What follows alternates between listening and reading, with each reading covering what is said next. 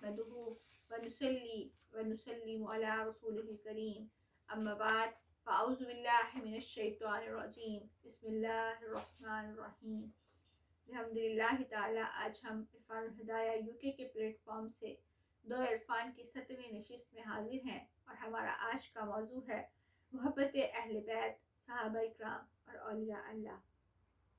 किसी भी शख्स के अहल वो लोग हैं जो उसकी निस्बत या दीन या पेशे या घर या शहर में शरीक और शामिल हों। किसी शख्स के अहल वो लोग हैं जो किसी के घर में रहते हों, फिर मिजाजन वो लोग उसकी निस्बत में शरीक हों, इनको भी इसके अहल कहा जाता है। नबी करीम सल्लल्लाहु अलैहि वसल्लम के ख़ानदान के लोगों को भी अहले बैत कहा जाता है। जैसे कि कुरान मजीद की आयत है, बस अल्लाह यही चाहता है कि ए रसूल सल्लल्लाहु अलैहि वसल्लम के अहले बैत तुमसे हर किस्म के गुनाह का मैल दूर कर दिया जाए। किसी शख्स की बीवी को उसका अहल ही ताबीर किया जाता है, उसका अहल ही तसव्वुर किया जाता है। और अहले इस्लाम उन लोगों को कहा जाता है जो सब इंसानों के मानने वाले होते हैं। चूँकि इस्लाम में मुस्लिम और काफिर के दरमियान नस्ब का रिश्ता मुनक़ते कर दिया गया है, इसलिए अल्लाह ताला ने हज़रत नूह अलैहिस्सलाम से फरमाया, बेशक तेरे घर वालों में शामिल नहीं है, क्योंकि उसके अमल अच्छे नहीं थे। यानी कि जब अल्लाह रब्बुल इज़्ज़त ने हज़रत नूह अलैहिस्सलाम को हुक्म दिया कि आप मुसलमानों को जो आप पर ईमान ला चुके हैं उनको लेकर कश्ती में सवार हो जाएं, तो अल्लाह रब्बुल इज़्ज़त ने उनकी अहल यानी कि उनकी बीवी और बेटे को हुक्म नहीं दिया कि उनको कश्ती पर सवार करें, चूँकि वो ईमान नहीं लाए थे। चूँकि अगर मुसलमान होते तो वो हज़रत नूह अलैहिस्सलाम के अहल में शामिल हो जाते, लेकिन चूँकि वो ईमान नहीं लाए थे तो इसलिए अल्लाह रब्बुल इज़्ज़त ने उनको उनसे दूर फरमा दिया। कुरान मजीद में अहले बैत से मुराद इज़वाज और औलाद हैं। इरशाद बारी ताला है, अजीज़ मिस्र की बीवी भी उनके लिए भी कुरान मजीद में अहल का लफ्ज़ इस्तेमाल हुआ है।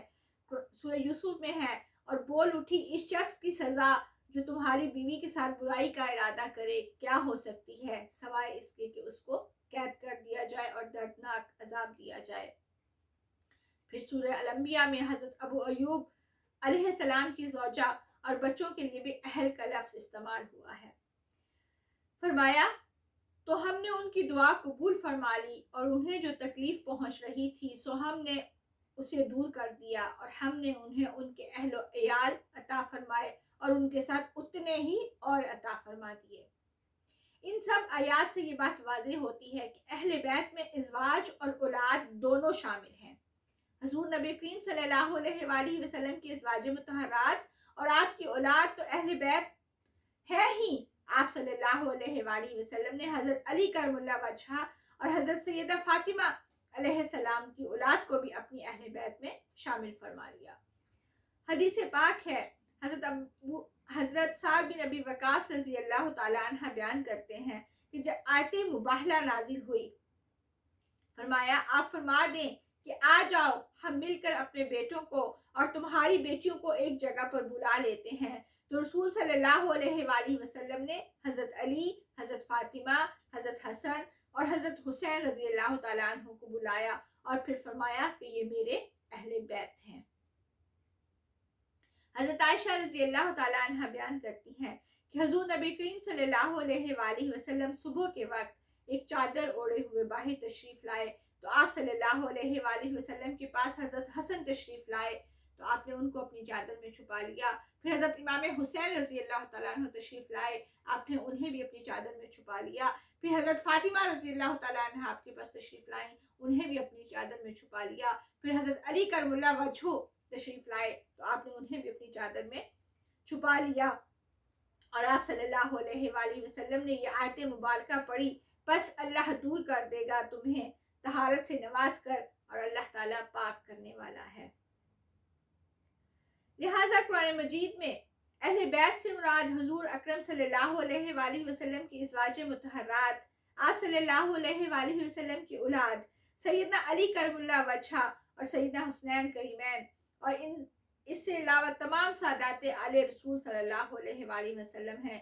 इस बात में कोई शक नहीं कि हुजूर सल्लल्लाहु अलैहि वसल्लम की आल क़यामत तक मौजूद रहेगी। और सबसे अजमत वाले लोग वो हैं, सबसे मोहब्बत वाले लोग वो हैं जिनसे मोहब्बत और दोस्ती करना भी वाजिब है और इनकी दुश्मनी से परहेज करना भी बेहतर है। और अल्लाह के रसूल सल्लल्लाहु अलैहि वसल्लम के सबसे महबूब कौन थे? हुजूर सल्लल्लाहु अलैहि वसल्लम के अहले बैत, उनके कराबतदार। आका अलैहिस्सलाम ने फरमाया, जो मेरी अहल से मोहब्बत करेगा वो मुझसे मोहब्बत करेगा, जो मेरी अहल से नफरत करेगा, जो मेरी अहल से दुश्मनी करेगा वो मुझसे दुश्मनी करेगा। और फिर आका अलैहिस्सलाम अपने अहल से, अपने कराबत से कितनी मोहब्बत किया करते थे, उसके बारे में सूरह अश-शूरा में इरशाद होता है। आका कुरान पाक का इरशाद है, कुल्ला असअलुकुम अलैहि अजरन इल्ला मवद्दता फिल कुर्बा। फरमा दीजिए कि मैं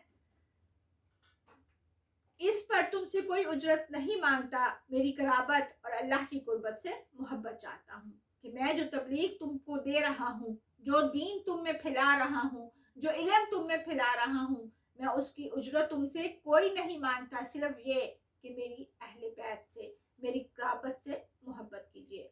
हुजूर नबी करीम सल्लल्लाहु अलैहि वसल्लम अपने अहले बैत में बिलखसूस हज़रत हसनैन करीमैन रज़ी अल्लाह तआला अन्हु से शदीद मोहब्बत कर फरमाते थे। यही वजह थी कि कुरान पाक में अल्लाह रब्बुल इज़्ज़त ने भी अपने महबूब की मोहब्बत, अहले बैत की मोहब्बत जो है वो वाजिब कर दी है। इस मौका पर चंद अहादीस में हज़रत हुसैन करीमैन का मर्तबा, अहादीस से हसनैन करीमैन के मर्तबे को वाज़े करना चाहूँगी कि आका अलैहिस्सलाम की नज़र में हसनैन करीमैन की मोहब्बत क्या थी। हुजूर नबी करीम सल्लल्लाहु अलैहि वसल्लम ने इरशाद फरमाया, हुमा रैहानतया मिनद दुनिया, हसन और हुसैन गुलशने दुनिया में मेरे दो खुशबूदार फूल हैं। लफ्ज़ रेहान के माना, उलमा इकराम ने इसके 5 माना बयान किए हैं। लफ्ज़ रेहानता ना का माना दो फूल कहा जाता है, लेकिन जब हम लफ्ज़ रेहान का मतलब करते हैं तो इसके हमें 5 माने मिलते हैं। नंबर 1, खुशबूदार फूल। रेहान का एक माना ज़मीन से उगने वाला खुशबूदार शय है, इससे फूल का माना लिया गया है। इस माना के एतबार से हदीस मुबारका का मफहूम वाज़े होता है कि आका अलैहिस्सलाम जब भी हसनैन करीमैन को उठाते थे, उनको गोद में लेते थे, तो आप सल्लल्लाहु अलैहि वसल्लम सबसे पहले उनको पकड़कर सूंघते थे, फिर चूमते थे, चूमने के बाद उनको अपने सीने से लिपटा लेते थे।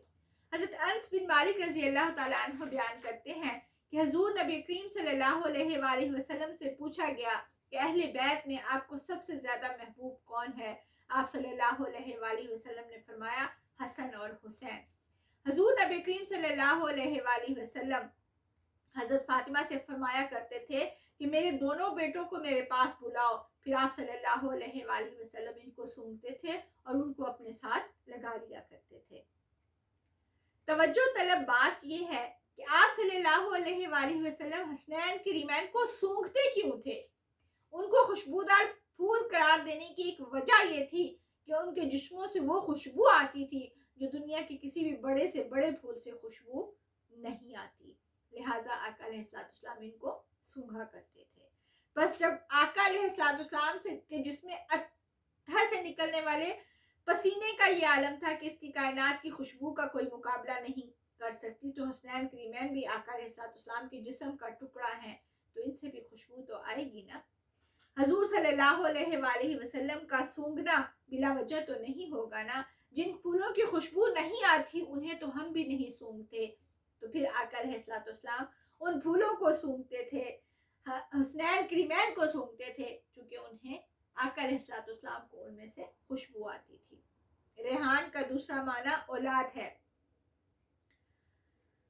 आका अलैहिस्सलाम के अपने साहबजादागान छोटी उम्र में वफात पा गए थे, लिहाजा अल्लाह को यह मंजूर था कि हसनैन करीमैन अल्लाह आका अलैहिस्सलाम के नवासे ही नहीं बल्कि उनको बेटा बना दिया गया था। इसलिए हुजूर सल्लल्लाहु अलैहि वसल्लम ने इन्हें अबना या मेरे बेटे भी कहते थे। पोते नवासे बेटे सब जो है वो आका अलैहिस्सलाम की औलाद, वो उन्हीं को तसव्वुर करते थे।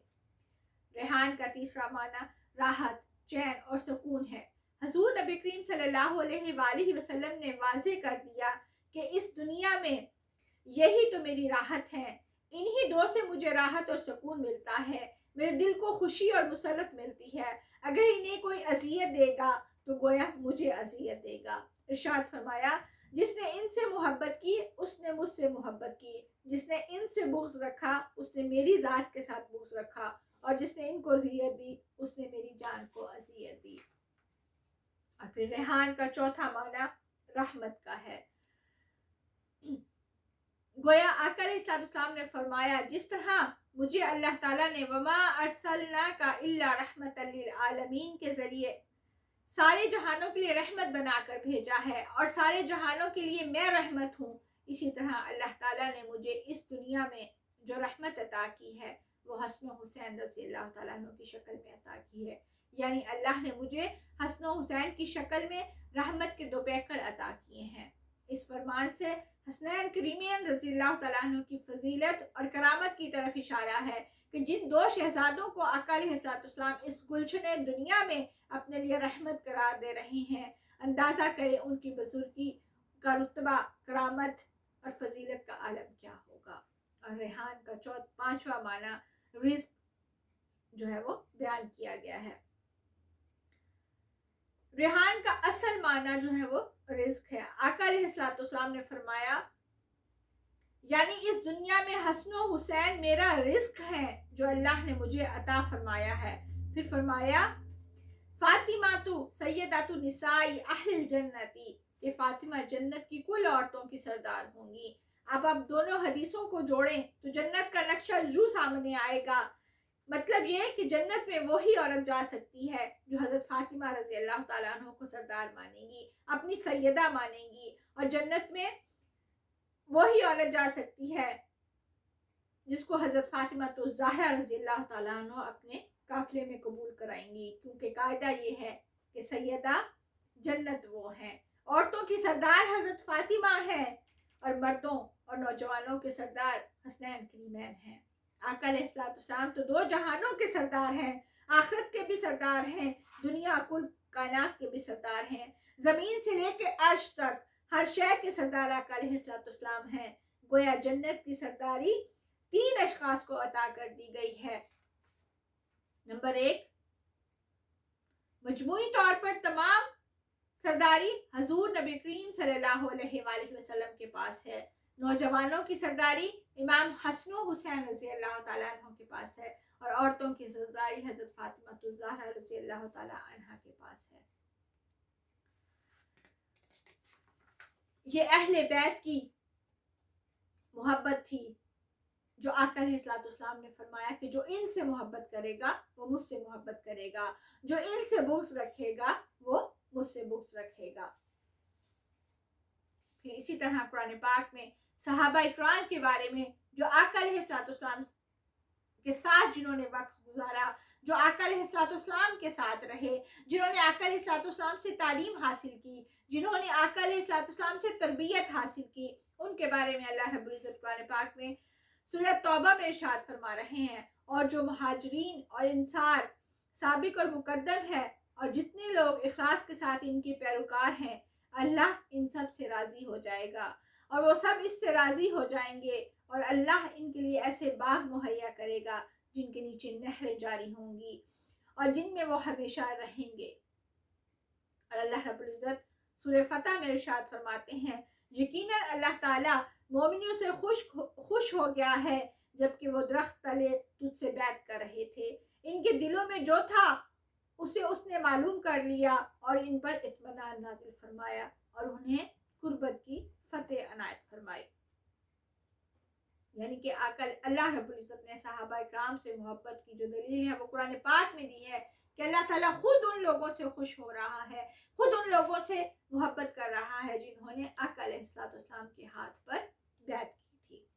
हजूर नबी करीम सल्लल्लाहु अलैहि वसल्लम फरमाते हैं, हजूर नबी करीम सल्लल्लाहु अलैहि वसल्लम ने अपने किसी भी सहाबी को गाली देने से, बुरा भला कहने से सख्त मना फरमाया है, और ये भी फरमाया है कि कोई भी मुसलमान अपना सारा माल खर्च करके भी मेरे किसी भी अदना सहाबी के रुतबे और फजीलत को नहीं पहुंच सकता है।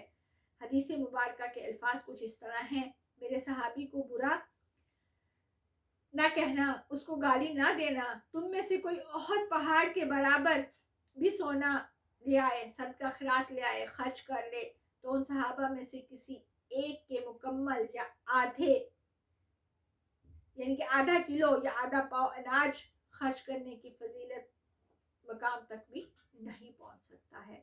एक और हदीस में हुजूर नबी करीम सल्लल्लाहु अलैहि वसल्लम इरशाद फरमाते हैं, इमरान बिन हसन रज़ी अल्लाह तआला अन्हु बयान करते हैं कि हुजूर सल्लल्लाहु अलैहि वसल्लम ने इरशाद फरमाया, सबसे बेहतरीन लोग मेरे ज़माने के हैं, फिर वो लोग हैं जो उनके बाद आए थे। अब आका अलैहिस्सलाम के ज़माने के लोग कौन हैं? आका अलैहिस्सलाम के ज़माने के लोग आका अलैहिस्सलाम के सहाबी हैं। वो सहाबी और सहाबियात जिन्होंने आका अलैहिस्सलाम के हाथ पर बैत की थी, जिन्होंने आका अलैहिस्सलाम के हाथ पर ईमान लाए थे, जो आका अलैहिस्सलाम से मोहब्बत करते थे। यानी कि सबसे पहले अल्लाह रब्बुल इज़्ज़त ने किसकी मोहब्बत को करार दिया और आका अलैहिस्सलाम ने कहा कि मुझसे मोहब्बत करो, मेरे नबी से मोहब्बत करो। फिर फरमाया जो मुझसे मोहब्बत करता है, मेरे नबी से मोहब्बत करता है, वो मेरे नबी के आल से भी मोहब्बत करे, मेरे नबी के अहल से भी मोहब्बत करे, मेरे नबी की औलाद से भी मोहब्बत करे। फिर फरमाया कि जो मुझसे मोहब्बत रखता है, जो मेरे नबी से मोहब्बत रखता है, वो मेरे नबी के सहाबा से भी मोहब्बत रखे। वो सहाबा, वो लोग जो उन पर ईमान लाए थे, वो लोग जो उनके हाथ पर ईमान रखते थे, वो लोग जिन्होंने आका अलैहिस्सलाम की संगत में वक्त गुजारा था, कि उनकी मोहब्बत भी हम मुसलमानों पर फर्ज है कि उनके साथ भी उतना ही प्यार किया जाए जितना हम अल्लाह रब्बुल इज़्ज़त और आका अलैहिस्सलाम के साथ करते हैं। और फिर अपनी कराबत के बारे में तो खुद आका अलैहिस्सलाम ने इरशाद फरमा दिया कि जो मेरी कुर्बत से प्यार करेगा वो मुझसे प्यार करेगा, जो मेरी कुर्बत से बुरा नफरत करेगा, बुग़्ज़ रखेगा, वो मुझसे नफरत करेगा, वो मुझसे बुग़्ज़ रखेगा। फिर अपने सहाबा के बारे में आका अलैहिस्सलाम ने फरमा दिया कि मेरे सहाबा को गाली ना दो, मेरे सहाबा को बुरा भला ना कहो, मेरे सहाबा का वो रुतबा है कि अगर तुम ओहद पहाड़ के बराबर भी पैसा इकट्ठा कर ले आओ, तो मेरे सहाबा ने जो आधा किलो भी मुझ पर खर्च किया था, तुम उसके बराबर भी नहीं पहुंच सकते हो।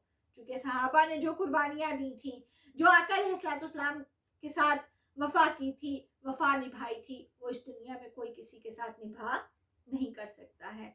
फिर आका अलैहिस्सलाम ने फरमाया कि सहाबा का जिसने मेरे सहाबा का ज़माना पाया वो बेहतरीन था, और उसके बाद सहाबा के बाद जो नंबर आता है वो औलिया इकराम का आता है, वो औलिया अल्लाह का नंबर आता है।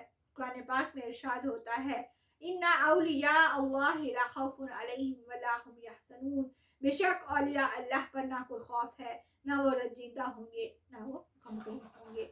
हदीस पाक में हज़रत अब्दुल्ला इब्न अब्बास रज़ी अल्लाह तआला अन्हु से रिवायत है कि हुज़ूर नबी करीम सल्लल्लाहु अलैहि वसल्लम से औलिया इकराम के बारे में पूछा गया, तो आप सल्लल्लाहु अलैहि वसल्लम ने फरमाया, वो लोग जिन्हें देखने से अल्लाह याद आ जाए वो औलिया अल्लाह है। यानी कि औलिया अल्लाह कौन है? सहाबा तो वो लोग थे जो आका अलैहिस्सलाम के ज़माने में थे, जिन्हें आका अलैहिस्सलाम ने जिनकी तरबियत की थी, जिनको तालीम आका अलैहिस्सलाम ने दी थी, वो सहाबा इकराम थे। सहाबा के बाद जिनका नंबर आता है वो औलिया अल्लाह हैं। और फिर आका अलैहिस्सलाम ने इरशाद फरमा दिया कि वो लोग जिनकी शक्ल को देखकर, जिनके चेहरे को देखकर अल्लाह याद आ जाए, वो कौन है? वो औलिया अल्लाह हैं। हज़रत अब्दुल्ला इब्न अब्बास रज़ी अल्लाह तआला अन्हु से मरवी है, हुज़ूर नबी करीम सल्लल्लाहु अलैहि वसल्लम ने अर्ज़ किया, या रसूलल्लाह, हमारे बेहतरीन हमनशीन कौन है जिसका दीदार तुम्हें अल्लाह की याद दिला दे, जिसकी गुफ्तगू तुम्हारे इल्म में इजाफा कर दे, जिसका अमल तुम्हें आखिरत की याद दिला दे, वो औलिया अल्लाह है, वो बेहतरीन हमनशीन है। हुज़ूर नबी करीम सल्लल्लाहु अलैहि वसल्लम ने इरशाद फरमाया कि क़यामत के दिन ऐसे लोग होंगे जो ना तो नबी होंगे, ना शोहदा होंगे, मगर इतने ऊंचे मकाम पर अल्लाह के कुर्ब में बैठे होंगे जिस पर क़यामत के दिन नबी और शहीद भी रश करेंगे। सहाबा इकराम रिज़वानुल्लाह अजमईन ने अर्ज़ किया, या रसूलुल्लाह सल्लल्लाहु अलैहि वसल्लम, खुदा के लिए ज़रा इनकी वजाहत कीजिए, इनकी इलामात बयान कर दीजिए ताकि हम इनको पहचान सकें कि वो लोग कौन हैं। ये सवाल सुनकर आका अलैहिस्सलाम का चेहरा खुशी से खिल उठा।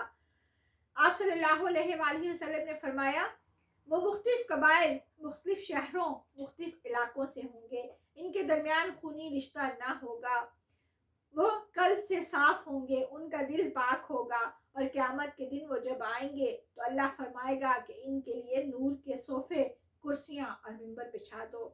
अल्लाह पाक अपने दस्ते करामत से उनको नूर की कुर्सियों पर बिठाएगा। फिर अल्लाह ताला इनके चेहरे को नूर कर देगा, इनके चेहरे से सूरज की तरह नूर निकलेगा और इनके लिबास नूर नूर हो जाएंगे। हर शख्स क़यामत के दिन जब थर थर कांप रहा होगा और उनको कोई खौफ और कोई गम नहीं होगा, वो हर गम से दूर हो जाएंगे। ये सुनकर सहाबा इकराम रज़ियल्लाहु ताला अन्हो पहचान गए कि वो कौन लोग होंगे। अभी आगे ये बात करनी ही थी कि आका अलैहिस्सलाम ने ये आयत मुबारका पढ़ी, अला इन्ना औलिया अल्लाहि ला खौफुन अलैहिम वला हुम यहज़नून, खबरदार बेशक औलिया पर ना कोई खौफ होगा, ना वो रंजीदा होंगे, ना गमगीन होंगे। अब सवाल ये पैदा होता है कि अल्लाह की पैरवी करने वाले, इरादत रखने वाले को क्या मिलेगा? तो आका अलैहिस्सलाम ने वो उक़दा भी हल कर दिया। अबू हाजिम बयान करते हैं, हुज़ूर सल्लल्लाहु अलैहि वसल्लम ने फरमाया, फिर वो अपने ताल्लुक वालों का हाथ पकड़ेंगे, एक दूसरे का हाथ पकड़ेगा, दूसरा तीसरे का हाथ पकड़ेगा, तीसरा चौथे का हाथ पकड़ेगा, चौथा पांचवें का हाथ पकड़ेगा, हाथों की जंजीर बनती जाएगी। पहला शख्स उस वक्त तक जन्नत में कदम नहीं रखेगा जब तक उस जंजीर का आखिरी शख्स जन्नत में ना चला जाए। आका अलैहिस्सलाम ने फरमाया, मेरी उम्मत में 70,000 ऐसे लोग होंगे जिनको बगैर हिसाब किताब के जन्नत में दाखिल कर दिया जाएगा और उनके चेहरे 14वीं की चांद की तरह चमक रहे होंगे और वो अपने साथ 70,000 लोगों को जन्नत में लेकर दाखिल होंगे।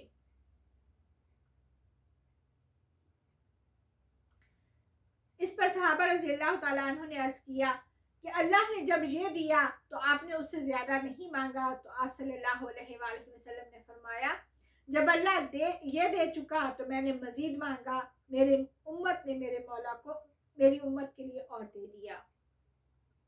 अल्लाह ताला ने कहा, मेरे हबीब सल्लल्लाहु अलैहि वसल्लम सारे औलिया बगैर हिसाब किताब की किताब दर किताब जाएंगे।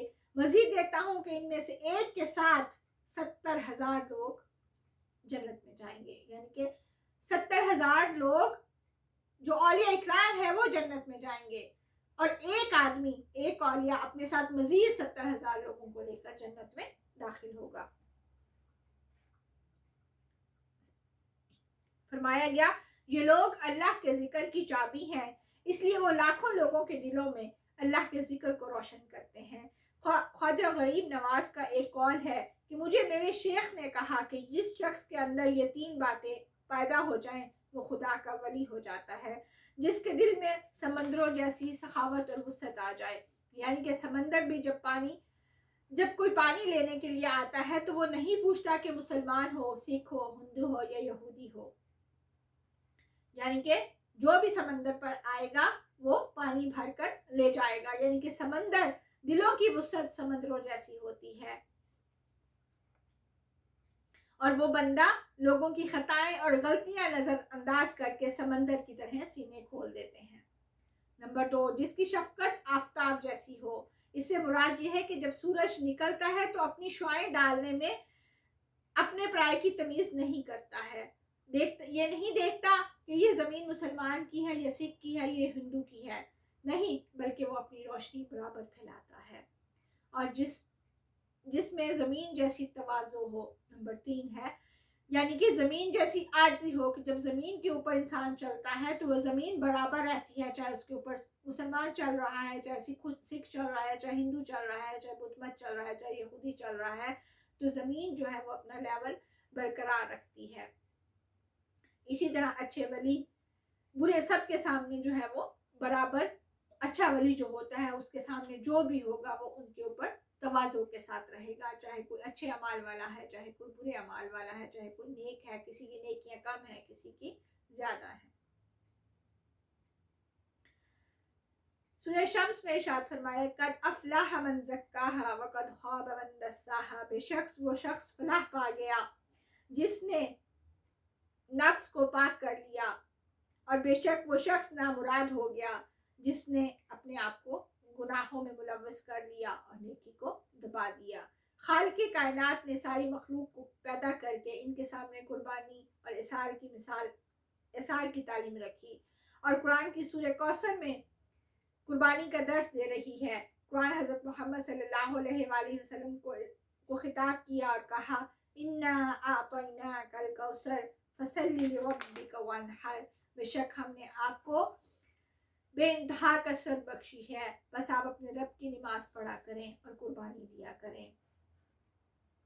और इसार करने से इंसान कमजोर और ताकतवर, इसार से कमजोर भी जो है वो ताकतवर हो जाता है और एक दूसरे के लिए जिंदा रहना चाहता है। इंसान की जिंदगी दूसरे को जिंदा रखने के लिए है, मारने के लिए ना हो। सबसे ऊंचा दर्जा ये है कि दूसरों के लिए जिंदा रहे। कुरान की तालीम में भी ये है, सूरह अल हशर में है। और जो मुहाजिरीन को दिया जाता है वो अपनी जानों पर उन्हें तरजीह देते हैं अगरचे इन्हें खुद इसकी शदीद हाजत होती है।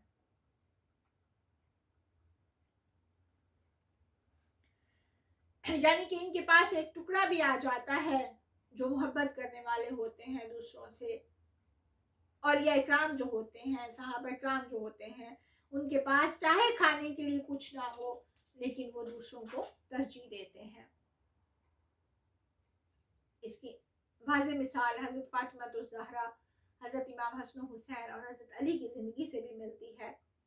एक दफ़ा हज़रत फातिमा तुज़ ज़हरा ने रोज़ा रखा, हज़रत अली ने भी रोज़ा रखा, इमाम हसन हुसैन ने भी रोज़ा रखा।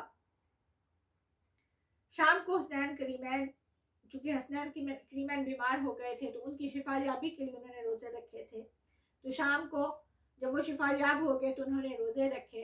तो शाम को हज़रत अली रज़ी अल्लाह तआला अन्हु बहुत मेहनत करके थोड़े से जौ जो है वो खाना पकाने के लिए लेके आए ताकि शाम को वो जौ की रोटी पका कर और पानी पीकर रोज़ा खोल सके।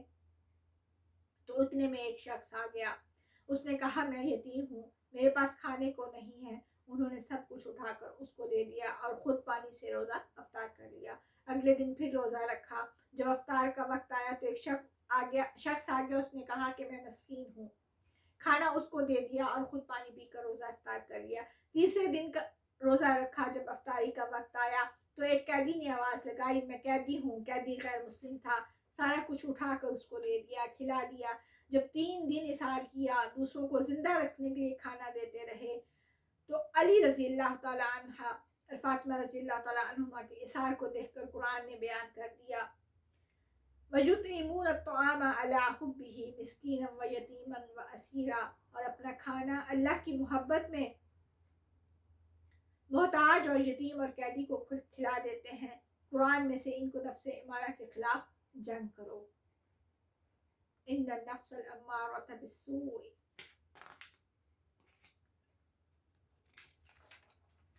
बेशक नफ्स तो बुराई का ही हुक्म देता है। फ़अल्हमहा फुजूरहा व तक़वाहा, फिर इसने इसकी बदकारी और परहेजगारी समझा दी गई है। जब इंसान अम्मारा से निकलकर नफ्स लवामा से बढ़कर मुल्हमा में दाखिल होता है तो अपने मन में अमन और शांति को पा लेता है। उसके बाद नफ्स मुतमइन्ना बन जाता है, और जब नफ्स के अंदर अमन आ जाता है फिर मौला की आवाज़ आती है, या अय्युहन नफ्सुल मुतमइन्ना इरजी इला रब्बिका रादियतम मर्दिया, ऐ इत्मीनान पा जाने वाले नफ्स, तो अपने रब की तरफ उस हाल में लौटा कि तू उसकी रज़ा का तालिब भी हो और उसकी रज़ा का मतलूब भी हो। गोया इसमें इसकी रज़ा तेरी मतलूब हो और तेरी रज़ा उसकी मतलूब हो। अमन और सुकून के लिए किसी मजहब और मिरास की ज़रूरत नहीं होती। अमन और इस्लाम और औलिया इकराम से मोहब्बत जब इंसान मुतमईन होता है, उसका नफ्स मुतमईन होता है, तो वो मोहब्बत करता है, वो अमन का दर्स देता है। इन अहादीस को जो अभी मैंने पढ़ी, सहाबा इकराम की मोहब्बत, अहले बैत की मोहब्बत और अल्लाह की मोहब्बत, कि हम मुसलमानों पर कितनी ज़रूरी और कितनी लाजिम है कि उनका मुकाम और मर्तबा अल्लाह रब्बुल इज़्ज़त ने कुरान पाक में जगह जगह बयान कर दिया है कि हुज़ूर नबी करीम सल्लल्लाहु अलैहि, इन सब अहादीस से, इन सब आयात से एक चीज़ जो वाज़ेह होती है कि हुज़ूर सल्लल्लाहु अलैहि वसल्लम के सहाबा हों या अहले बैत इत्तहार उनके साथ मोहब्बत हो, ये सब ईमान का लाज़मी जुज़ है। मगर ये बात कभी ना भूलें कि इनसे मोहब्बत आका अलैहिस्सलाम से मोहब्बत है और हुस्नैन करीमैन रज़ी अल्लाह तआला अन्हु से मोहब्बत आका अलैहिस्सलाम के तन और जान से मोहब्बत है। इस मोहब्बत का सिला आका अलैहिस्सलाम जन्नत में अता कर देगा और जन्नती औरतें सैयदा कायनात की सरदारी में रहेंगी और जन्नती नौजवान हज़रत इमाम हसन हुसैन रज़ी अल्लाह तआला अन्हु की सरदारी में रहेंगे। जन्नत इनको अलाट कर दी जाएगी क्योंकि दुनिया में उन्होंने कुर्बानियाँ दी, तकालीफ उठाई, लिहाजा अल्लाह और अल्लाह के रसूल सल्लल्लाहु अलैहि वसल्लम उनको जन्नत अलाट कर देंगे और उनसे मोहब्बत करने वालों को, गुलामों को अता कर दी जाएगी। अपनी ज़िंदगियों को आका के नक्शे कदम पर गुजारें, सहाबा और अहले बैत के नक्शे कदम पर गुजारें। अपनी ज़िंदगियों में तकवा और परहेज़गारी पैदा करें, मोहब्बत, इसार और कुर्बानी का जज्बा पैदा करें। हम ख़वातीन अपने अंदर सैयदा ज़ैनब रज़ी अल्लाह तआला अन्हा, सैयदा कुलसूम रज़ी अल्लाह तआला अन्हा, सैयदा रुक़ैया रज़ी अल्लाह तआला अन्हा, सैयदा फ़ातिमा रज़ी अल्लाह तआला अन्हा जैसी परहेज़गारी अपने अंदर पैदा करें। रातों को इबादत करें, सजदे करें, तहज्जुद पढ़ें, अपनी इज़्ज़त और इफ़्फ़त की हिफाजत करें और हर वक्त तहारत से रहें। दीन की मुजाहिदा बनकर रहें, अज़ीम मुजाहिदा बनकर रहें और अपने महबूब अलैहिस्सलाम अल्लाह और उससे मोहब्बत करें, अल्लाह के क़राबतदारों से मोहब्बत करें, सहाबा इकराम से मोहब्बत करें और औलिया इकराम से मोहब्बत करें। अल्लाह ताला हमें इन सब बातों पर अमल करने की तौफ़ीक़ अता फरमाए। व आखिरु दावाना अल्हम्दुलिल्लाहि रब्बिल आलमीन।